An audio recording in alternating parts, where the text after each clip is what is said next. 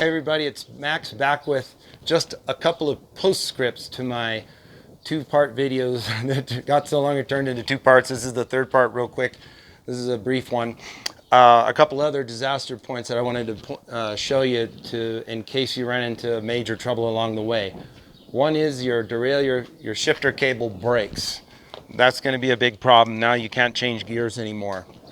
You need to find on your derailleur where what's called the high limit screw is. On a lot of them, they're not marked. On the new Eagle derailleurs, they're not marked, but you need to figure out which one is the screw that sets your high limit, which is the low screw down here. On this derailleur, it happens to be marked. I have one right here to show you. Here's the Eagle derailleur I just took off of this bike. I just wrote on the screws H and L, high and low, so I know where to go if I'm, in a hurry to figure something out. If your shifter cable breaks, the derailleur will default into the hardest gear, and you are going to have a miserable time trying to ride your bike in the Leadville Trail 100. What you can do is take your multi-tool, turn that screw in as far as it'll let you go. It's not going to help you a ton, but it'll probably move you over 3 cogs or so.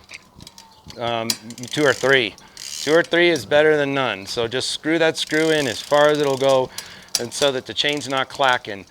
Screw it in all the way and then back it out till you get your chain stops clacking. And that's going to help you a little bit. It's not going to be a lot, but it's something. So the other trick people do is carry a length of derailleur cable about 5 inches long that's cut with the end soldered. And what you would do is pull your derailleur cable away.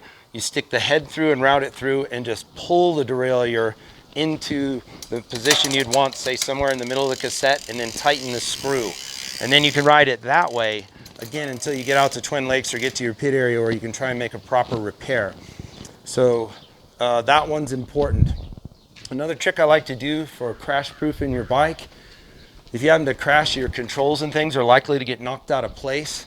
I take a silver Sharpie and I mark my controls. So on a SRAM matchmaker styled clamp, I fill in the U. So if this gets knocked down, I'll see the space. I want to line that silver bar up. I can quickly put my lever back where it used to go and tighten it up here. Or you can put a dot at the hole in the clamp. I do the same things with my handlebars. I do that with my Garmin mount, so I know where, if I just want to grab something and yank it back into place, I can do that quickly.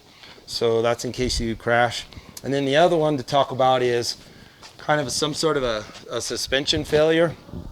So if a fork is losing air or shock is losing air, make sure you keep a pump at Twin Lakes. If it's leaking down, it doesn't make your bike unrideable. Meaning you can't. It's going to be difficult. Don't get me wrong, but it's not unrideable. Your fork will be down low, which will make your steering sharper and twitchier. Now, when you get to Twin Lakes, you can grab your pump and carry it with you, or maybe slap some Velcro or something on your top tube and keep it handy. And every 5 miles, if you have to, stop and pump the fork back up to where it'll ride again. At that point, there's no problem with filling it up hard and just riding it as a single speed. It'll last longer if it's leaking down for some reason.